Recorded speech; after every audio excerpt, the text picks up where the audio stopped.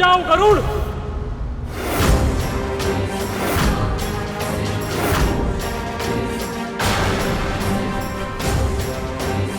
आप मेरी इस यात्रा का कारण जानते हैं अग्निदेव? और तुम भी जानते हो कि तुम्हें अमृत पानी का अनुमति नहीं है, इसलिए वापस लौट जाओ। क्षमा कीजिए, परंतु मैं विवश हूँ और कोई उपाय नहीं है मेरे पास। अब या तो अपने लक्ष्य में सफल हो पाऊंगा या इस प्रयास में अपने प्राण त्याग दूंगा, परंतु वापस लौटना असंभव है। तुम मुझसे युद्ध करने के लिए तैयार हो जाओ।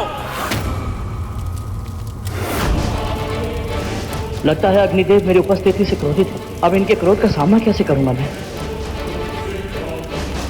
माँ ने कहा था अग्नि को शांत करने के लिए शीतलता की आवश्यकता होती है।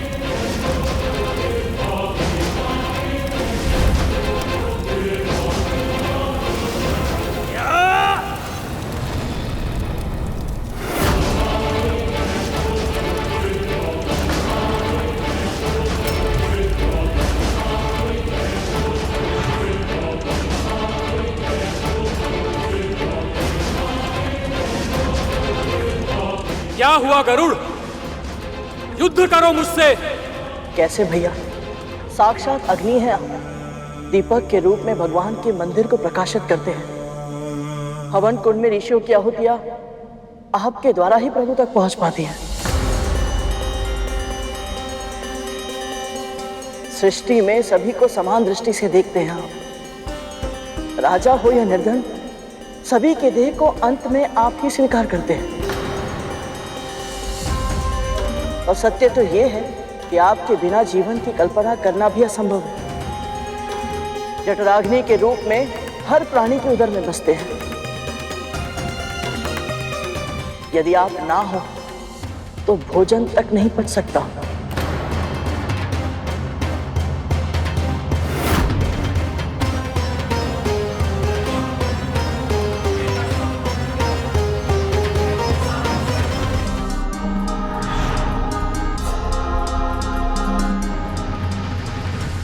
इतना सब जानते हो, फिर भी मेरा विरोध कर रहे हो, क्यों?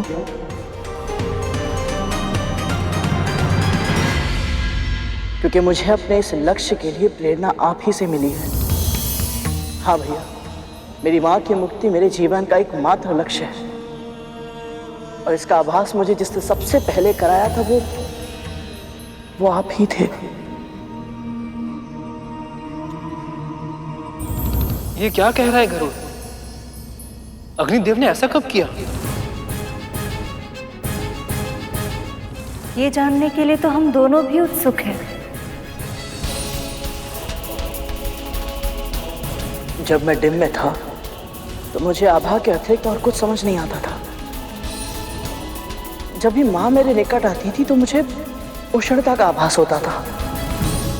और जब भी बड़ी माँ या कोई संकट मेरे समीप आता था तो मेरे पूरे तन में शीतल लहर दौड़ जाती थी। और तब से उचित और अनुचित का भेद जानने के लिए मैंने सदैव अपने भीतर की ऊष्मा का सहारा लिया। जब भी किसी के साथ या विशेषकर मेरी माँ के साथ कुछ अनुचित होता है तो मेरा पूरा तन आवेश में आकर तपने लगता है और प्रतिक्रिया के लिए विवश कर देता है। और जब तक अनुचित को उचित में ना बदल दूं, मुझे शांति नहीं मिलती। इसीलिए मैंने कहा था भैया, आप मेरे मार्गदर्शक हैं। अब आप ही बताइए, भला आपसे युद्ध कैसे कर सकता हूं मैं तुम्हारी भावनाएं समझता हूं गरुड़, किंतु मैं इसमें तुम्हारी कोई सहायता नहीं कर सकता। मैं नियमों से बंधा हुआ हूं और देवराज इंद्र के आदेश के कारण मुझे अपनी शक्ति का प्रयोग करके तुम्हें रोकना ही होगा गरुड़।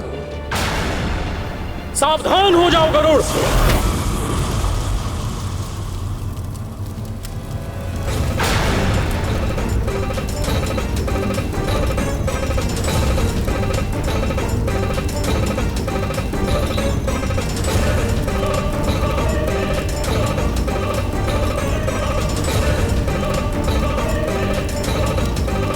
यदि तुम मेरी अग्नि रेखा पार कर पाए तो मैं तुम्हारे मार्ग का अवरोध नहीं बनूंगा। परंतु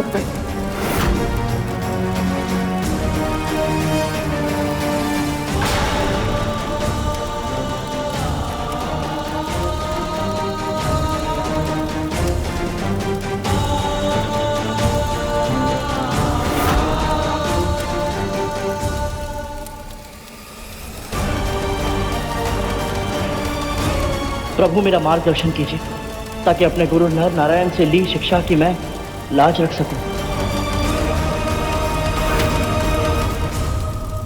ओम नमो भगवते वासुदेवाय। ओम नमो भगवते वासुदेवाय। ओम नमो भगवते वासुदेवाय। ओम नमो भगवते वासुदेवाय।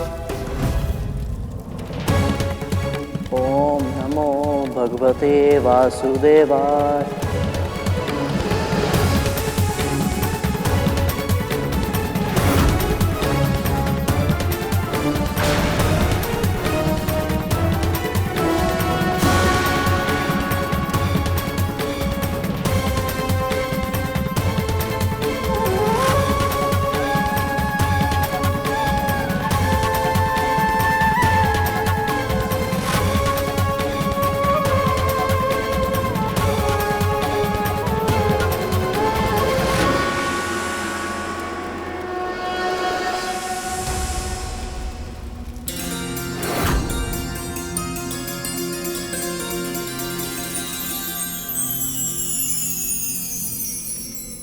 मां, प्रभु, गरुड़ ने पहली बाधा बिना युद्ध के ही पार कर ली। सच में विलक्षण बुद्धि का परिचय दिया है गरुड़ ने। गरुड़ अपनी कुंडलिनी शक्ति का प्रयोग करना सीख रहा है। युद्ध केवल युद्ध भूमि में ही नहीं, अंतर मन में भी लड़ा जाता है। और अपने शत्रु पर विजय केवल शारीरिक बल से ही नहीं, उसका मन जीतकर भी पाई जा सकती है।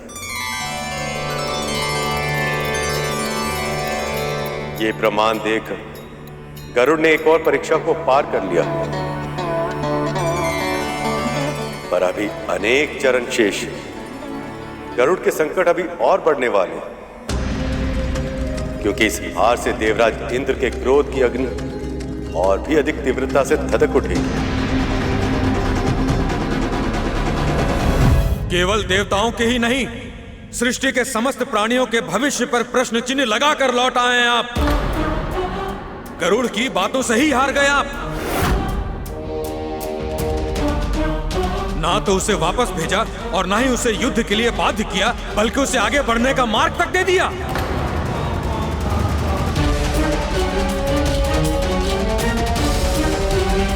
आप चिंता मत कीजिए देवराज, मैं अभी जाकर उसे उसकी धृष्टता के लिए दंड दूंगा। हाँ देवराज, आप बस आज्ञा दीजिए, मैं भी उस गरुड़ को उचित पाठ पढ़ाने के लिए व्याकुल हूं। नहीं देवगण,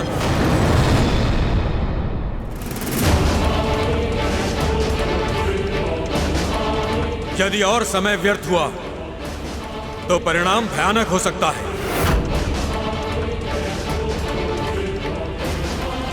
मैं स्वयं जाऊंगा उसका सामना करने।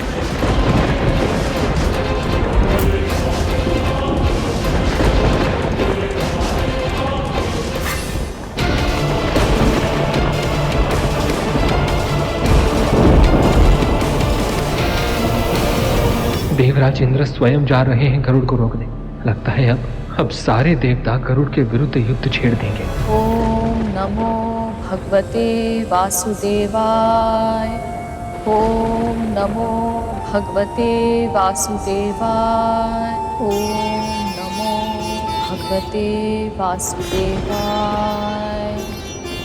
ओम नमो भगवते वासुदेवाय।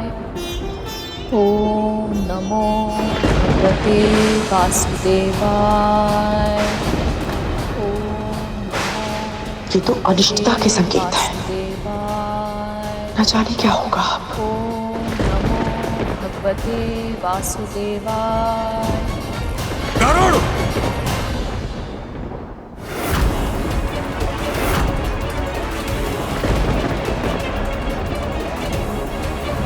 ऋषि कश्यप को अगली संतान के रूप में ऐसा पुत्र देना जो इंद्र से सहस्त्र गुना अधिक शक्तिशाली और बुद्धिमान हो।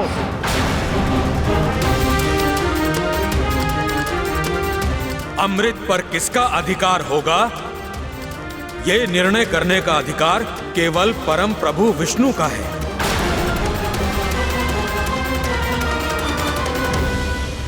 और ये जानते हुए भी तुम अमृत चुराने चले आए। मैं जानता हूँ देवराज कि मैं अनधिकार से आया हूँ, परंतु अमृत मेरी माँ की मुक्ति के लिए आवश्यक नहीं होता तो मैं ऐसा कभी नहीं करता। आप बड़े हैं, इसलिए मैं आपसे हाथ जोड़कर विनती करता हूँ देवराज, अपने हृदय की विशालता का परिचय दें और मुझे अमृत ले जाने दीजिए। तुम्हें अमृत ले जाने दूं? ले जाना तो दूर गरुड़, अब तो मैं तुम्हें कभी अमृत की ओर देखने तक नहीं दूंगा। तुम्हारे स्वार्थ के कारण संपूर्ण जग को संकट की अग्नि में झुलसने नहीं दूंगा मैं। स्वार्थ? जिसे आप स्वार्थ कह रहे हैं वो मेरे लिए सबसे बड़ा धर्म है देवराज। यदि मेरे स्थान पर आप होते और मेरी माँ के स्थान पर आपकी माँ दास्ता के बंधन में बंधी होती तो क्या आप ये प्रयास नहीं करते? ये सृष्टि भावनाओं में बंधकर नहीं, न्याय और धर्मों के नियमों से बंधकर चलती है गरुड़। बातें बहुत हो चुकी गरुड़, अब यदि तुम्हें आगे जाना है तो मुझसे युद्ध करके मुझे युद्ध में पराजित करना होगा।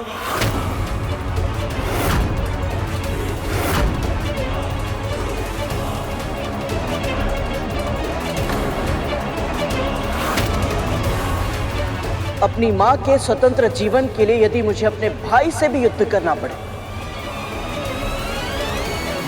तो मैं पीछे नहीं हटूंगा।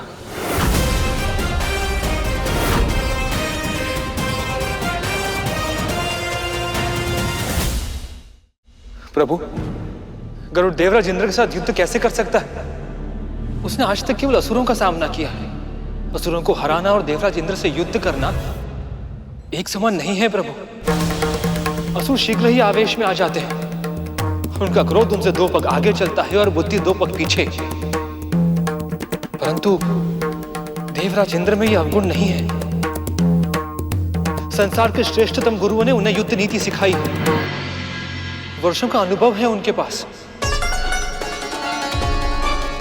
शेष का कथन सत्य है प्रभु। वरदान के कारण गरुड़ का शारीरिक बल देवराज इंद्र से अधिक अवश्य है, पर युद्ध कला का अभ्यास, युद्ध नीति का ज्ञान, युद्ध विद्या का कौशल केवल देवराज इंद्र के पास है। ऐसे में देवराज का पक्ष गरुड़ की तुलना से अधिक भारी है। अब आपको ही कुछ करना होगा प्रभु। आप दोनों ये भूल रहे हैं कि इस युद्ध में जाने से पहले गरुड़ नर और नारायण के मार्गदर्शन अपनी कुंडलिनी को जागृत किया। अब उसे जिस भी विद्या के ज्ञान की आवश्यकता होगी वह उसे स्वयं अर्जित कर सकता है, यदि वह सही दिशा में अपना ध्यान केंद्रित करे तो। वैसे इतने बड़े प्रतिद्वंदी और अपने बड़े भाई को सामने पाकर गरुड़ अपना ध्यान केंद्रित कर पाएगा या नहीं, यही होगी उसकी वास्तविक परीक्षा।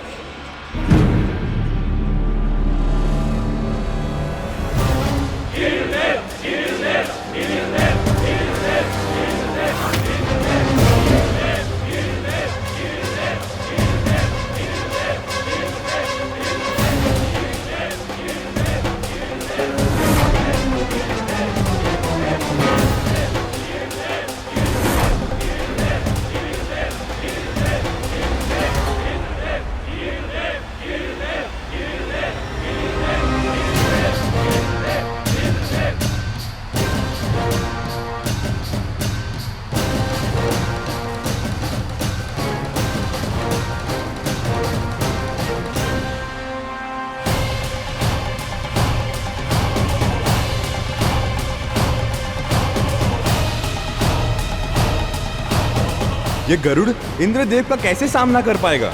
अमृत ग्रहण करने के पश्चात देवराज अमर है, वो इस पक्षी के प्राण शीघ्र हर लेंगे।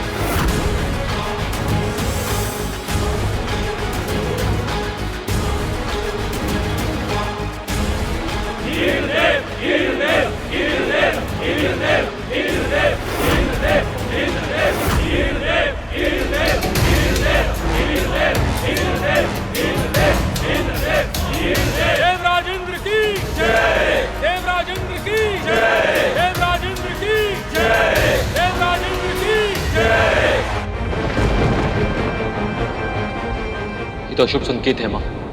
मुझे भी चिंता हो रही है, कहीं कुछ अनिष्ट ना हो जाए।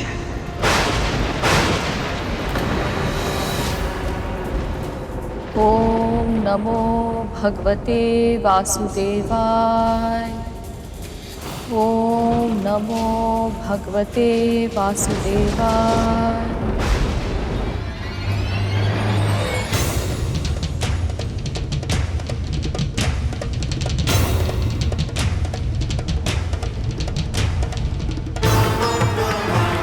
हे गणाधिपति गणेश, मेरी प्रार्थना स्वीकार करें, मुझे आशीर्वाद प्रदान करें। हे विघ्न विनाशक, मेरे सभी विघ्न दूर करें, मुझे आशीर्वाद प्रदान करें।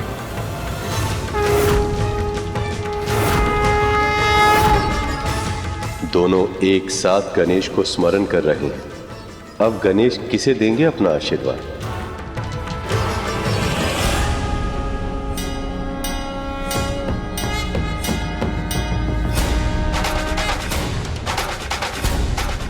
जो अधिक योग्य हो, विजयी वही हो।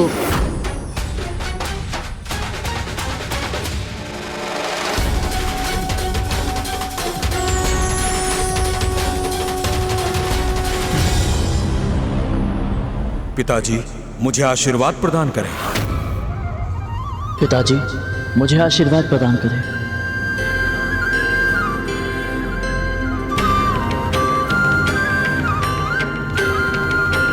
हे अमृत के रक्षक, संसार संचालक परमपिता विष्णु, मुझे आशीर्वाद प्रदान करें।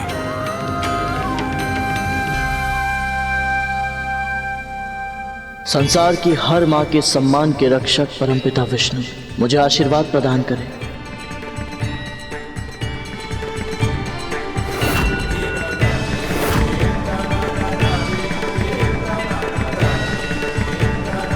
प्रभु, दोनों ने आपके आशीर्वाद के लिए आवाहन किया है, अब आप क्या करेंगे?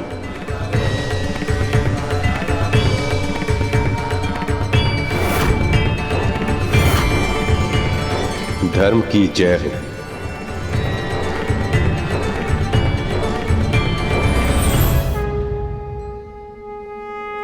सभी देवताओं की जननी अदिति मां अपने पुत्र को आशीर्वाद प्रदान करें।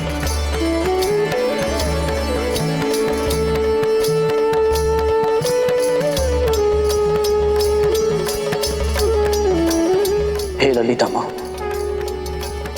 पार्वती मां, लक्ष्मी मां, अदिति मां, दीति मां, बड़ी मां, अविंता मां,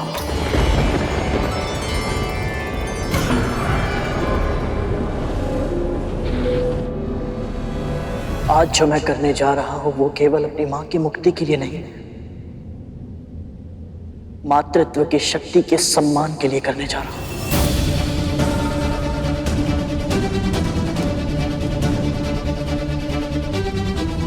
अपना आशीर्वाद प्रदान करें।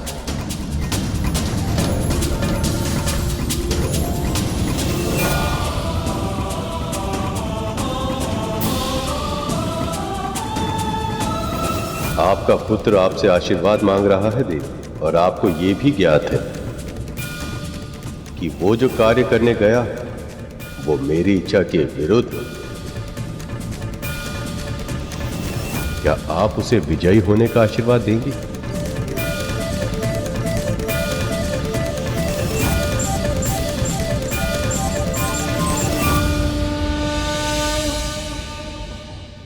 आज जो मैं करने जा रहा हूं वो केवल अपनी मां की मुक्ति के लिए नहीं,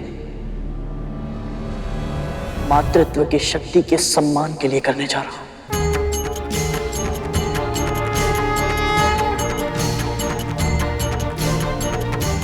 अपना आशीर्वाद प्रदान करें।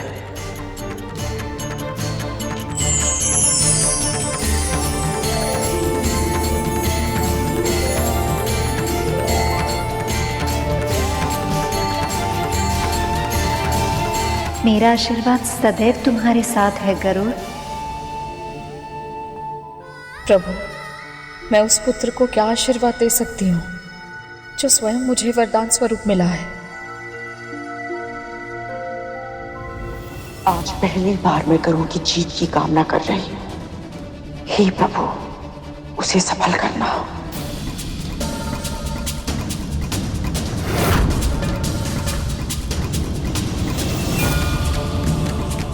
अपने शिष्य का प्रणाम स्वीकार करें गुरुदेव।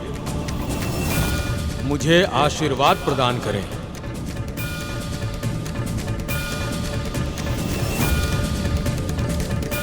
गुरुदेव नारायण, अपने शिष्य को अपना आशीर्वाद प्रदान करें, मेरा मार्गदर्शन करें।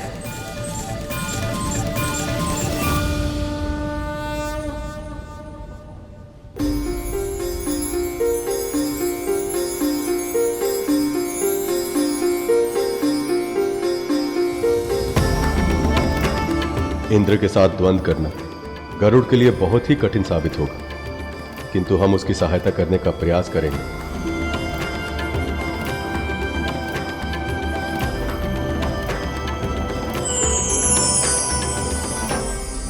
कल्याणकारी कार्य के लिए हम और हमारा संपूर्ण ज्ञान तुम्हारे साथ है गरुड़।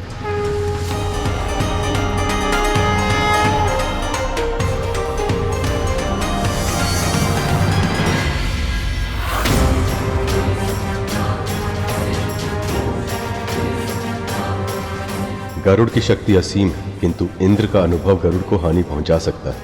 अब नियति ही तय करेगी गरुड़ का भविष्य।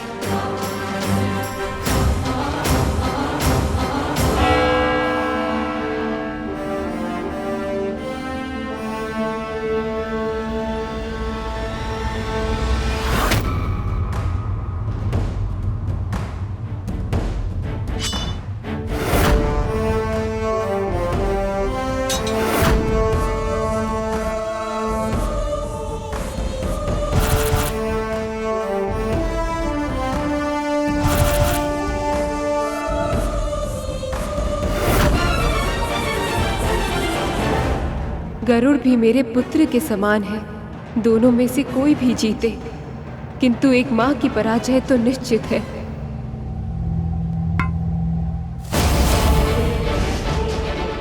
मुझे तो तलवार चलाना भी नहीं आता, किंतु मां को दास्तान से मुक्त कराने हेतु मुझे लड़ना ही होगा।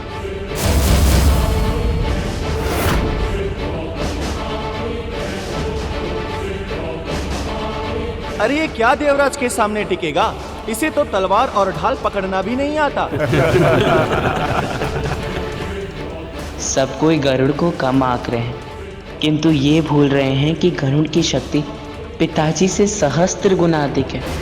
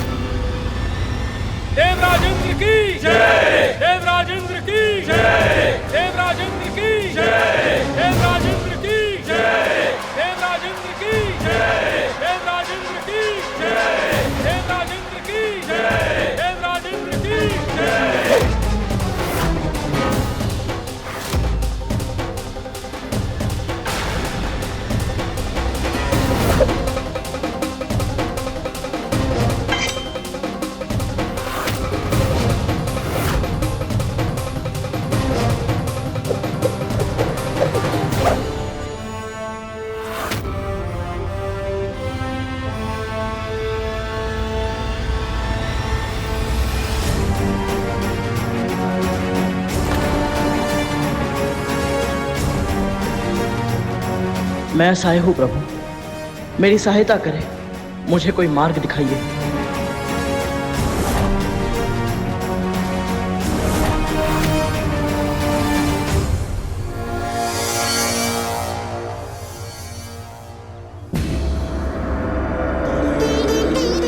मैं यहाँ कैसे? हमने ही तुम्हारे एक अंश का आवाहन किया है गरुड़, ताकि तुम्हारा मूल स्वरूप जब देवराज इंद्र से युद्ध कर रहा हो, उन्हीं क्षणों में वही युद्ध की कला हम तुम्हें यहां सिखा सकें।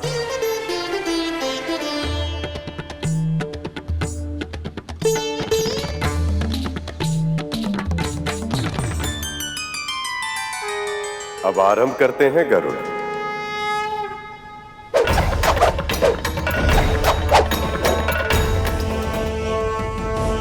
ये ढाल और तलवार तुम्हारे हाथ का भाग बन जानी चाहिए गरुड़, ऐसे जैसे कोई बाहरी वस्तुएं नहीं, तुम्हारे हाथ का विस्तृत अंग।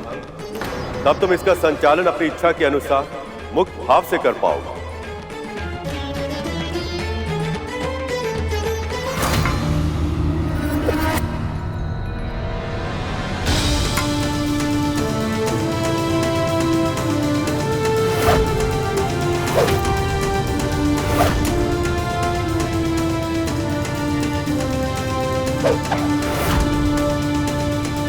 तुम अपने प्रतिद्वंदी का अनुकरण मत करो गरुड़। तुम्हारे धन का भार और बनावट तुम्हारे प्रतिद्वंदी से भिन्न है, तुम्हारी लय उससे भिन्न है। इसलिए अपने अंदर झांक और अपनी लय को खोजने का प्रयास करो, तभी तुम अपने प्रतिद्वंदी का सामना कर पाओगे।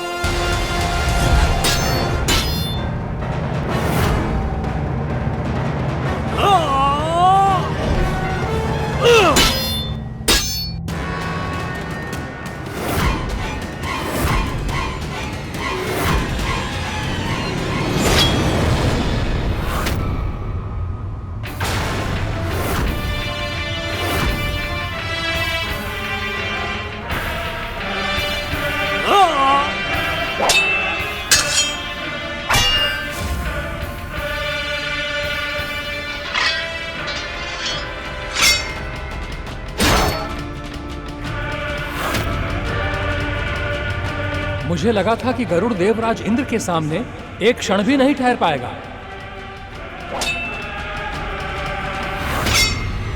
जिस तरह से देवराज के वार को बचाकर ये अपना वार करने का प्रयास कर रहा है, उससे स्पष्ट है कि देवराज को इतनी आसानी से जीतने नहीं देगा। तलवार चलाने की कला कब सीखी इसने और किससे? पर यह सब सोचने का समय नहीं है, अभी तो इसे परास्त करना है किसी भी मूल्य पर।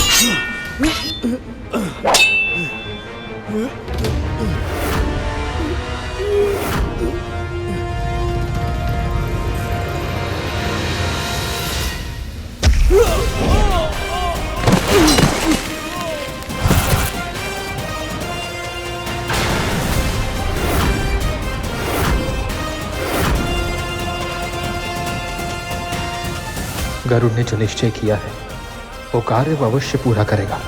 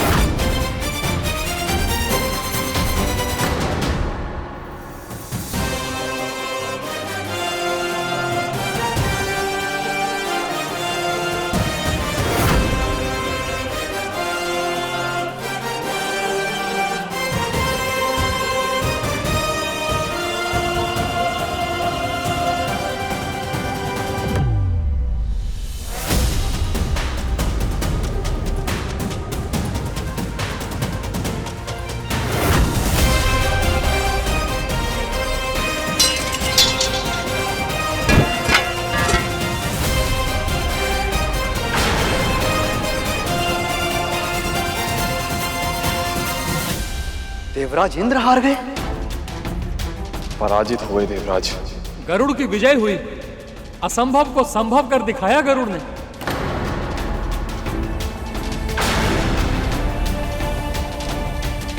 अद्भुत साहस का परिचय दिया है गरुड़ ने, और अभूतपूर्व आत्मविश्वास का भी। नारायण नारायण, प्रथम चरण जीतकर गरुड़ का आत्मविश्वास और अधिक बढ़ गया है और इंद्र का स्वाभिमान आहत हो गया है। पर प्रभु, देवराज यदि हार गए तो अमृत की रक्षा कैसे हो पाएगी?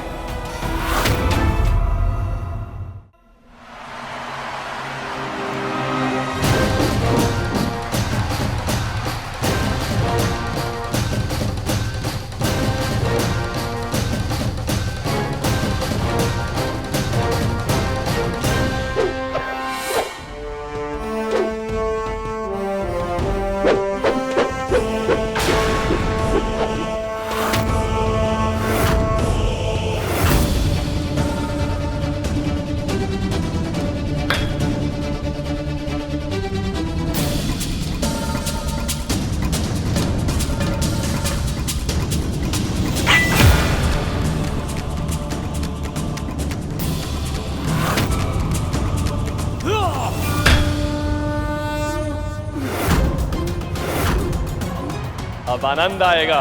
सत्य कहा वरुण देव। गदा युद्ध में पिताश्री की दक्षता किसी से छुपी नहीं है। अब ये अवश्य ही गरुड़ को हराएंगे। गरुड़ ने आज तक कभी गदा को छुआ भी नहीं था। इस चरण में अपनी रक्षा कैसे कर पाएगा वो?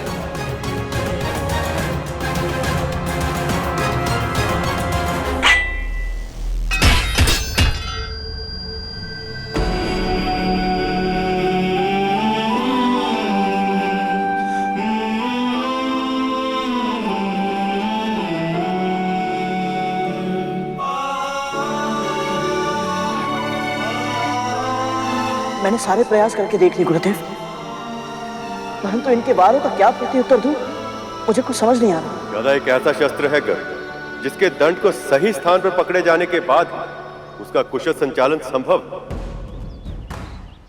किंतु स्मरण रहे, तुम्हारी शक्ति केवल गदा पर ही व्यय होनी चाहिए, समस्त तन पर नहीं।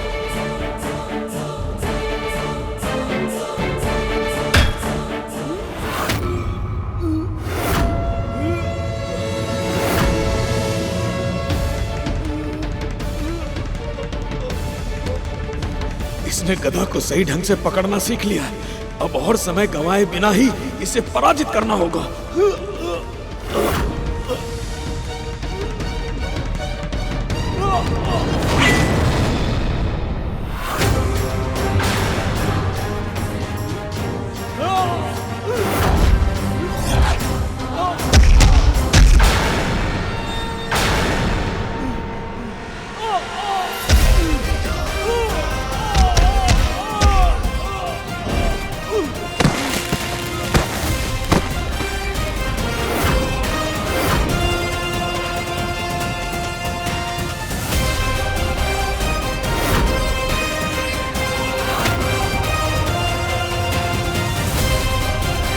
अद्भुत गरुड़, अद्भुत।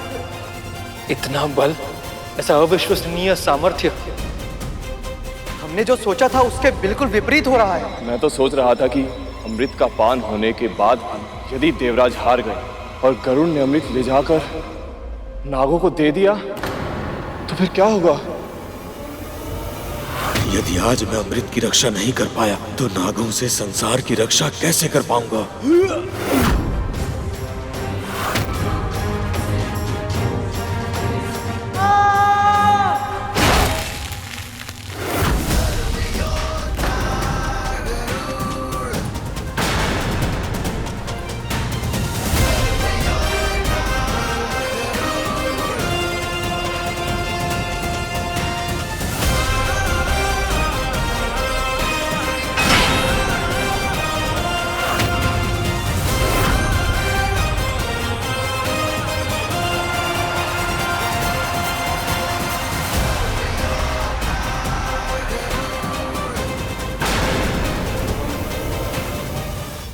इसने तो हारे हुए द्वंद्व को जीत में परिवर्तित कर दिया।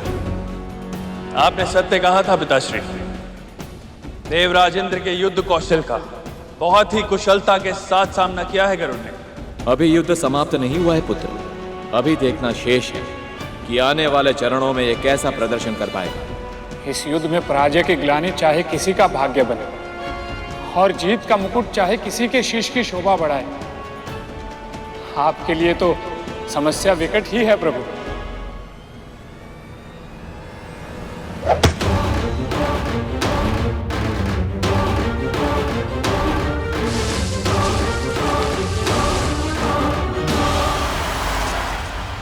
बस बहुत समय नष्ट हो चुका, अब इस अहंकारी का अहंकार तोड़ना ही होगा। बस बहुत समय नष्ट हो चुका, अब यह युद्ध समाप्त करना ही होगा। इस तरह हुंकारने और क्रोध प्रदर्शित करने से मल्ल युद्ध नहीं जीते जाते। वार करो गरुड़।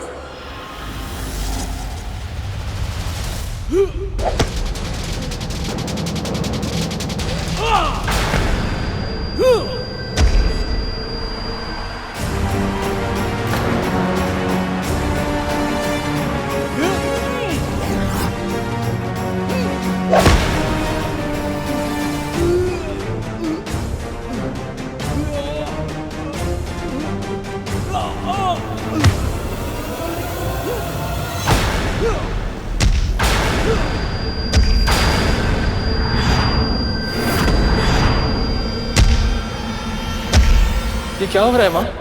गरुड़ का शारीरिक बल तो देवराज इंद्र से कई गुना अधिक है, तो फिर ये कैसे संभव है? कभी कभी शारीरिक शक्ति से अधिक महत्व इच्छा शक्ति का होता है शेष। गरुड़ ये युद्ध अपनी मां की मुक्ति के लिए कर रहा है, पर देवराज इंद्र भी तो संसार में शांति की स्थापना के लिए और सभी प्राणियों की सुरक्षा जैसे पवित्र उद्देश्य के लिए संघर्ष कर रहे हैं। अतः अपनी अपनी दृष्टि में दोनों के ही कारण उचित हैं। इसलिए इस द्वंद्व में कौन जीतेगा और कौन नहीं, इसका अनुमान लगा पाना असंभव है। नारायण नारायण।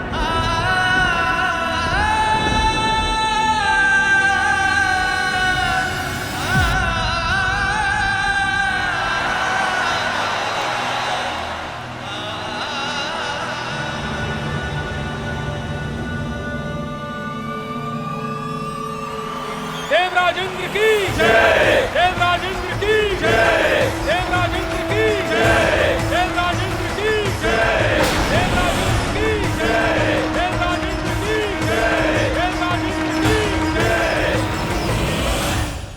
पक्षीराज गरुड़ के साहस भरे कारनामे देखने के लिए चैनल को सब्सक्राइब करें और साथ ही बेल आइकॉन दबाना न भूलें।